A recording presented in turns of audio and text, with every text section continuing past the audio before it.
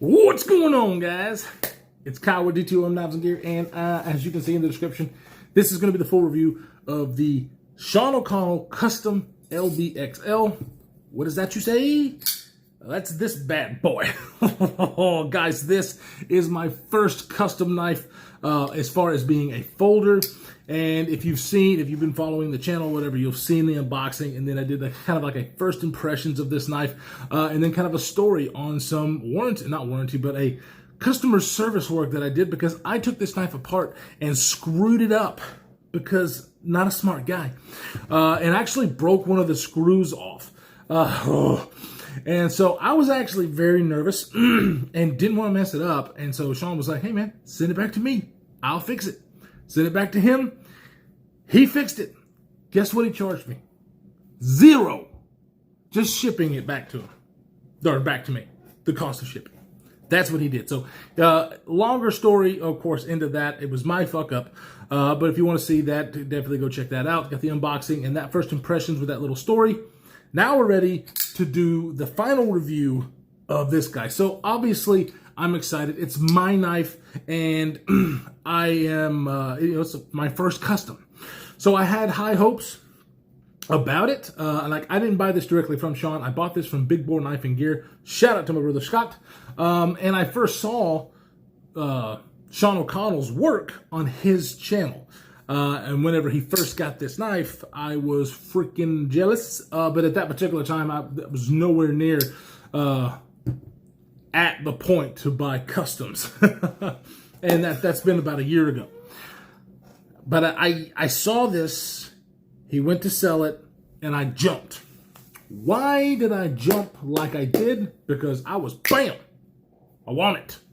Well, it's really all to do with the design of this knife. I didn't know Sean O'Connell at all. Never talked to him, never nothing like that. I saw this design and I fell in love. This is my cup of tea, guys. It's the LBXL, so it is a larger knife. It's my size, guys. It's my style of ergonomics that I like. It's my blade shape that I like. It's everything that I like in a knife right here. So as you can see, this design, very ergonomic handle, and we'll go over that in a little bit. This blade shape is killer. The grinds are killer. But yes, you're looking at this, and a lot of people did when I first did my other videos, that it looks similar to a Borka stitch. And yeah, it has similarity to a Borka stitch. But when you look at a stitch and you look at the LBXL, you can clearly see differences. But yeah, and because basically if you design a knife, it's going to look like another knife. I mean, because there's thousands of designs out there. So yeah, it definitely has some similarities, but it is a totally different knife. In my opinion, you might not, but I'm going to see if I can put some pictures here of the differences in those, if I can find some, differences in these particular knives so you can see that they are different. But yes, they are similar, but that's what I liked about it, because I knew about the Borka stitch. I didn't know about this, but it's like, when I got this, I was like, yep, that's me. That's me and a knife. That's what this is. And yes, I've enjoyed talking to Sean, Mr. O'Connell, over this last little bit, because now I've talked to him quite often, and I've already commissioned another knife with him. It's not this model. He does have the LBXL and then the regular LB, which is a smaller version of this knife. I have got a totally different model from him. I'm not even going to tell you what it is. I'm just saying it's going to be badass. So I've commissioned that. Obviously, it's going to take a while for him to be able to get all of that work done. With these custom makers, it's just kind of the nature of the beast. And it depends on how many shows he goes to and all this other stuff about when that knife might make it. I am super, super stoked. And of course, very impatient. I'm always impatient. But I mean, obviously, he's got to do his thing, right? And I don't want him to rush it or anything like that. But it can take a while, so just stay tuned for that. But it's going to be a while before I get that knife. I'm just super, super excited. So excited. You guys are going to love this thing. Anyways, this guy is why I decided to do that, because I fell in love with this knife. So what are we working with? We are working with a titanium scale, obviously. Orange peel look, if I can get this thing to focus. Orange peeled, kind of an acid stone wash on the blade, which is Nitro V, titanium pocket clip. And look at this badass sculpted copper backspacer. Oh! This is awesome. It's just an excellent little touch. I love the colors on this because I like bronze. There's the pivot collar. These kind of colors kind of speak to me. As far as the anodization, I'll be honest with you, I'm not sure what this color is called, or if it's even really like a raw titanium. I'll be honest with you, I don't really know. And I didn't, oh, did I? Boom! I forgot to show you. This is what it comes in, this nice little pouch. You get a card, and you get the certificate of authenticity, which tells you it's the LBXL Nitro V tie, and when it was made, and it has copper backspacer. So I'm not exactly sure if this is a color or just the way he's finished it makes it like this, because I'm stupid and I don't really know, but I don't really give a fuck either because it's perfect for me. I'm not a bright color kind of guy. I love copper, even though it's very heavy, and I get that, folks. People are like, damn, they put copper on it and it's already a big heavy knife. Listen to what you just said, because I've had this conversation with somebody before. It's like, yeah, it's already a big and heavy knife, so why the hell would I care if copper's on the back? I love copper, and the way he sculpted this, basically, it just transforms the knife. That little touch. I am super, super excited to have this in hand. So, I mean, it still makes me giddy, and it still makes me crazy that I actually have one of his knives. So, if that tells you anything, I'm a big fan. So, we've already talked about what we're working with as far as the materials: titanium, Nitro V steel. I'm a huge fan of Nitro V steel. I have a couple of knives that are in Nitro V, that ABXL, sorry. It's very similar to that, but it's kind of an upgrade from that, which a lot of custom makers use. He is now using other steels. He probably did back then when this was made, but now he's using some very cool stuff.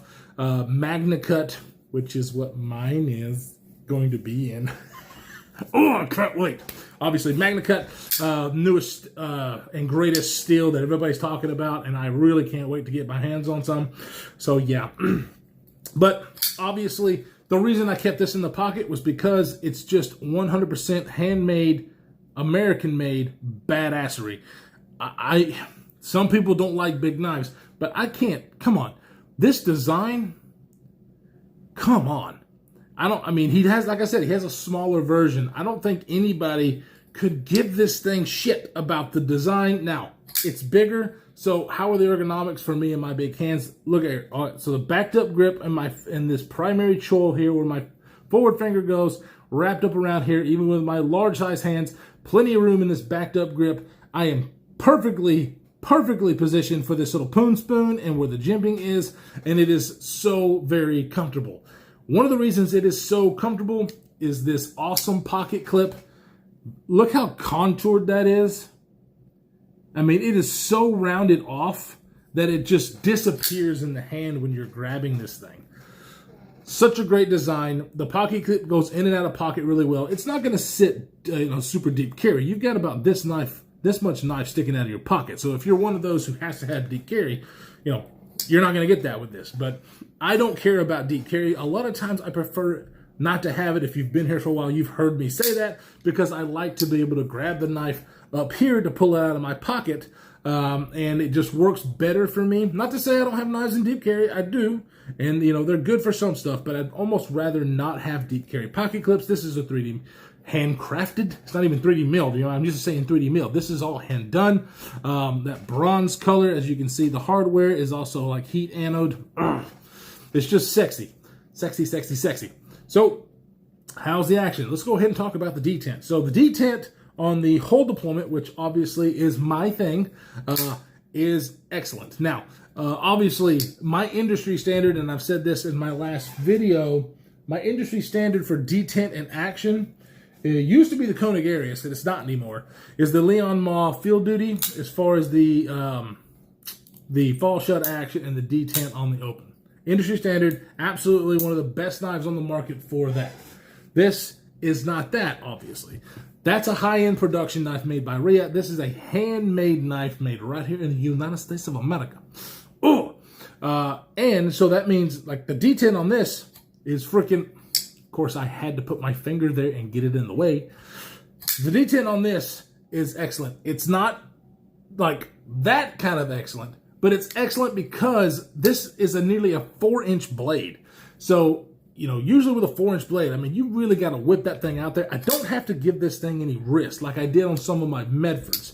I can just sit there and flick this guy out and it flies. 4-inch blade, heavier blade. I mean, this is a 1/4-inch blade stock, for heaven's sakes. We'll do size comparisons and specs in a minute. But holy crap, just so it's a very big blade, and the fact that I don't need any wrist to middle finger flick this guy out is amazing.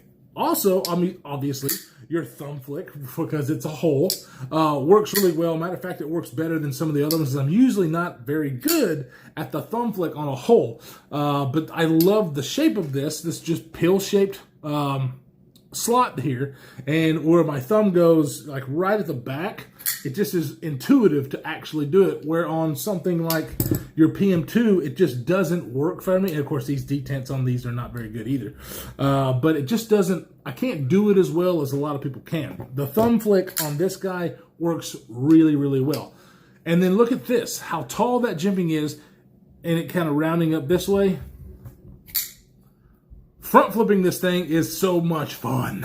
I have no doubt in my mind that he probably was not thinking that this was going to be a front flipper when he was designing it, but it works like it was designed to do that. I love that about this knife. I love that I can just, I can use the index finger, I can use the thumb, I can use the middle finger, and I can do the front flip on this guy. It makes it way more fidgety for me.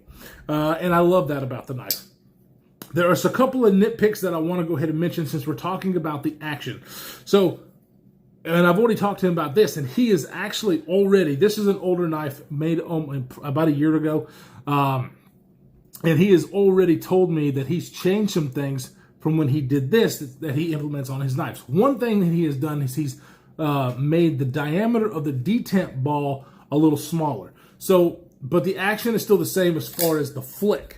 What that does do, though, because when I first got this, I was like, man, it takes a lot of pressure to get that lock bar out of the way. But it really wasn't the pressure of the lock bar. It's just it's like an oversized ceramic detent ball, which we'll get a closer look at when we flip the camera around and do size comparisons. But that's basically what that is once you get the lock bar out of the way, you got to get it further to get it past the detent ball. So that right there, it's different from what I'm used to. So at first I was kind of like, man, that's just too much. Now I've gotten used to it, and I've figured out a different way to close a frame lock that I'm really enjoying, because what I ended up doing was when I would flick this knife out, instead of using my thumb to press this over, which it does have a very nice scallop, see if I can show you, scalloped area for you to get your thumb in there. Now I turn it over like this, use my index finger to bring the blade, and do that. I'm telling you, it's so different. Like, it might not be the best way to close a knife, but it's different for me. And once I got this knife, I started doing that. And now I do it to a bunch of my frame locks. You might have noticed when I had the Leon Ma up here, I started to do it with that knife, because it's actually fun for me to just do this.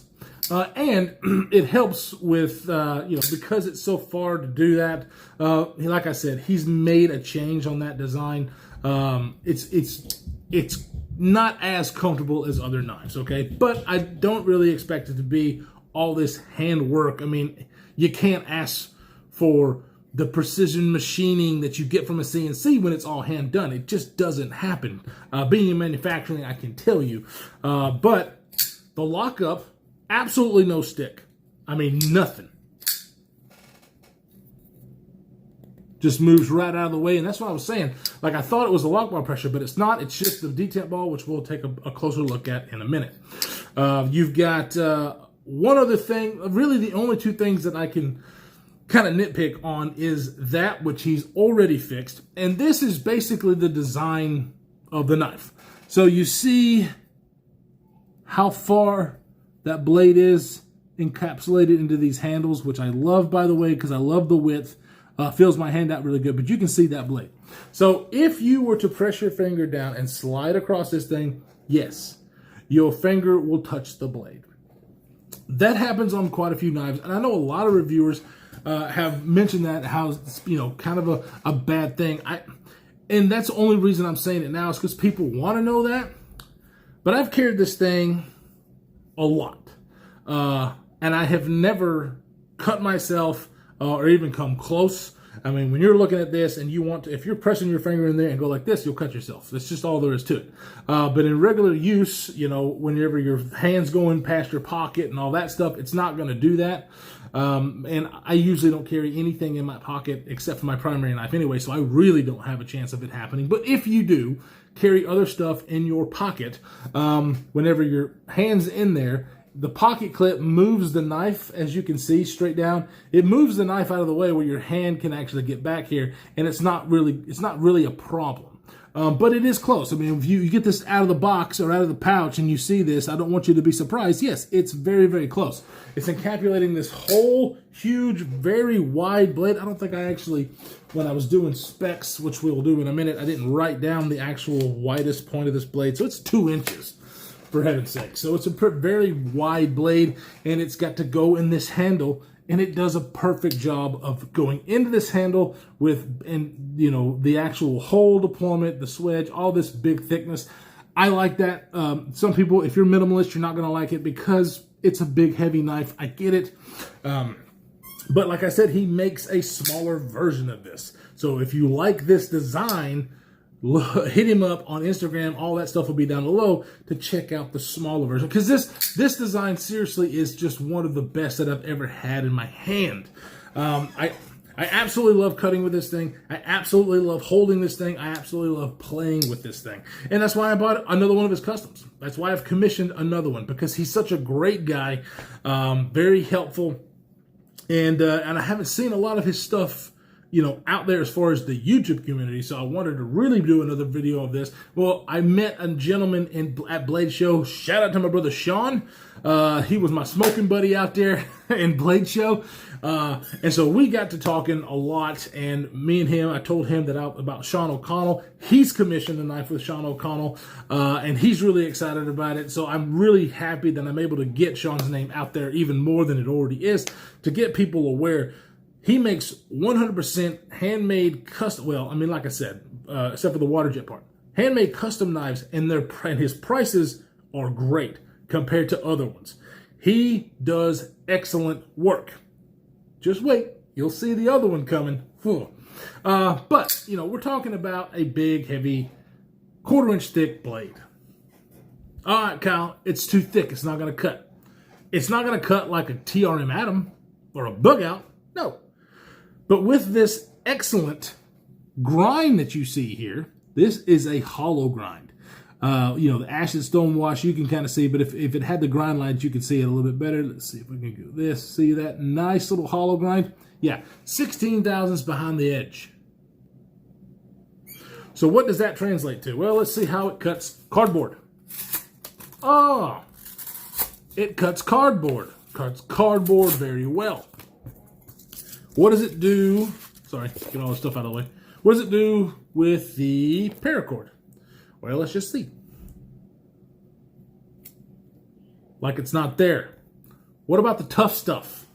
What about the twisted sisal rope? Nitro V steel, but he sharpens this thing on a wicked edge, and he did freshen it up whenever I sent it back to him. And then 15 thousandths behind the edge, what does it do? Shit. Of course I had to do that. I had to slip it right off. Ow! All right, so it did give it a little bit of, look at that, it's a clean cut though. Did give it a little bit of trouble, but I really think it's me. It almost always gives knife trouble with its full belly, with it talking about the twisted sisal rope, because it just wants to slide off before it bites in. So usually the twisted sisal rope does a lot better with like a knife that has a flat on it, maybe a Warncliffe style blade. This one just kind of slipped off when I did that, and I'm still trying to learn how to do it, to be honest with you. But absolutely 100% a slicing knife. It cuts like it's supposed to, especially for the size that it is. And I love cutting with it. Obviously, you guys know me. I'm not a hard use guy anyway. I'm usually just doing your regular cardboard boxes, packages, that kind of stuff. And yeah, this is an overbuilt beast of a tank of a knife. It can handle a whole lot more than what I do. But that's just what I do. So we talked about the detent. We talked about the way I close the knife. So the action, okay, as you can see on that detent ball, once you pass the detent, it's not going to guillotine shut. It's like, it's one of these things. And that's due to, I think, the that oversized detent ball, the pressure, because you can feel, and it's gotten smoother and smoother every single day because I play with this thing a lot, and I can already tell so much, because whenever I got this from Big Board, I don't think he used it a whole lot, to be honest with you. But it gets smoother and smoother, but you can feel the detent, or I'm sorry, the bearings rolling on that blade, not like crazy, not like, not that I'm not trying to say it feels bad or anything. I'm trying to say you can feel the bearings rolling on the blade, and I can feel it over time getting so smoother and smoother, wearing in the track, the detent ball track on the blade, which has been really, really nice. And of course, like I said, that's what I do. It's not going to fall shut, like I said, like a guillotine, but I just do one shake, comes down like that. So it's a very nice action. It's not a Leon Mall Field Duty. I already pulled that out. It's not that, but I don't have to have that, especially on a knife like this. The fact that it has a detent where I can flick this thing out reliably and then close the knife just by doing this, it's enough. Now, like I said, he's changed a few things on his design, so I don't know what the new one's going to be like, but I've got high hopes for it as well. So, we've talked about ergos a little bit. I mean, this is a melt-in-your-hand, backed-up grip, like I said, just perfect for doing anything that I want, and that's usually how I held it. But it has this finger choil here, and it even has a sharpening choil right there, where I can get up on this knife and do some detail work. Just kind of the same things that you hear me say on a bunch of knives that have a very nice finger choil in their design. This one is about the best, because it goes, and it, just basically the handle and choil kind of intermingle, I guess. I'm not sure what the words are, but it locks you in both areas. I don't feel like this thing's ever going to leave my hand because, it's not milled or anything like that. It just has that orange peel. So, I mean, it's not the smoothest, not the roughest. It's actually a pretty good texture on the titanium, but the ergos themselves, this thing could be made of Vaseline. With these ergos, it's not going anywhere. So freaking comfortable. I can't really get over how comfortable this knife is. Now, I say that about a lot of knives, but this is probably the most comfortable knife I've ever had. Now, I like Strider ergos. I like, the Strider ergos, the Koenig Arius, those kind of ergos. And as you can see, it's not, this is more Strider-esque, where it kind of goes back like this, and it's very, very comfortable. Swells out in the hand. This is more of a swells in instead of going back out. And so the thickness of this knife allows me to get my finger or my fingers all the way around it, even with my big hands, and not have to worry about, touching, back here. Usually when knives are too thin, especially when they're big and they're thin, I almost feel like I can get my hands wrapped around it too much, and it doesn't make it as comfortable. A lot of people are not going to like that. They want the thinner knives, and I get it. But for me, I like this stuff right here. It's just the way I am. So let's go ahead and turn the camera around. We'll get a better, closer look at this guy and do some size comparisons and specs, because I've been rambling on about how much I love this thing, and I just do that. Blah, blah, blah, blah. Let's do it. All right. Welcome back, guys. Sorry, you know me. Whenever I'm excited about a knife, I freaking talk about it forever. So, the LBXL, let's put it in the circle. So, guys, it's an XL. And what does XL mean? It means extra large. It's a big knife. I like the big knives, and this one speaks to me. And yes, it is big. It's in the name. You can see it in the circle. What are we working with as far as specs? We got like a 9.5-inch knife here, okay? So overall length, 9.5 inches. You've got a 3.945-inch blade length, so just under 4 inches. You have your blade thickness of about a quarter inch, like I said, with 16 thousandths behind the edge. Handle length of about 5 3/8, and it does weigh 11.7 ounces. That's heavy. I get it. Do I care? Fuck no. I love these size and style knives. Weight is not a factor to me. It is to some. I get it. just not to me. So we want to do some size comparisons. So guys, you can see, I mean, you haven't seen anything on the channel in a while that's this big, and I like the big knives, but a lot of people give me, you're the big knife guy, you haven't had a big knife. Well, there you go. This is my big knife. Let's compare it to some of the other big knives that I have in the collection. Here it is against the Midgard's Messer Viking. We'll put them up pivot to pivot. Scoot it down just a hair. There you go. So the Viking is also a huge knife, and yeah, they're pretty dead-gum similar as far as size, even in width, because you have a very tall blade here, very tall blade here. Obviously, this is a handmade and a hand ground hollow grind versus a flat grind here. But yeah, that's the big boy. What about one of the biggest knives I have in the collection, other than the cheaper Cold Steels? This is the Cold Steel 4MAX. Move it up here. As you can see, boom. So it's kind of in between there, right? The 4MAX is just an absolute beast. It's just all there is to it. But as you can see, very large knife. Let's go ahead and put it up against something that is a regular EDC size knife, so you can get an idea there. We'll do the PM2. Yeah, so there's the PM2, which is a large knife to a lot of people. A lot of people don't like carrying a PM2 because because of the size. They would rather carry a Para 3, and as you can see, the LBXL makes it look tiny. So there you go. Yeah, I said it was a big knife, and it's a big knife.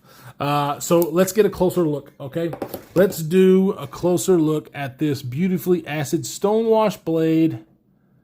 Oh, and then that edge that he puts on there with the wicked edge, nicely knocked down as far as your swedge up here. It's very thin, but and usually I don't like that if I got my thumb up here. When it's thin, it's not very comfortable, but because of the area here where I can rest my thumb on this jimping, which is also not sharp, it's so freaking comfortable. I don't need to put my thumb up here. I don't want to put my thumb up here.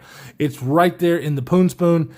Oh, God, it's so freaking comfortable. But as you can see, this jimping, spaced apart, but very well rounded off. It's grippy, but it's not sharp. Okay, maybe right there it might be a little sharp. But I've felt sharper jimping all over, like Medford's and whatnot, who likes to do that very far apart jimping. This one, not that way. I don't think a lot of people, even like Jake from Bearded Gear, he's not going to like this jimping. But I think he's going to be okay with this. He'll probably say, yeah, he'd rather not have it on there, but I don't think he's going to have a problem with this. He will be getting this knife for review as well as other guys in my little group. Here is your pivot and pivot collar, and there is that really nicely done orange peel titanium. And look at that. I know a lot of people really wanted to see this. I just think it's an excellent touch that he did on this particular one, that this sculpted copper. It's just an extra touch. He didn't have to do it with this one. He could have just put a regular tie, orange pill backspacer on this, but he did not. There is your pocket clip. Like I said, like most contouring that I've ever seen on a pocket clip ever. And then, of course, your pivot on this side. Carbonized titanium, so it's not a lock bar insert or anything like that, which I know a lot of other people don't like, and that's totally fine. I've never really had an issue with that. I mean, I've had other knives on it, and I've had other knives that have had that with lock stick, but this one has just not had any lock stick. So, lock stick is something that can get worked out.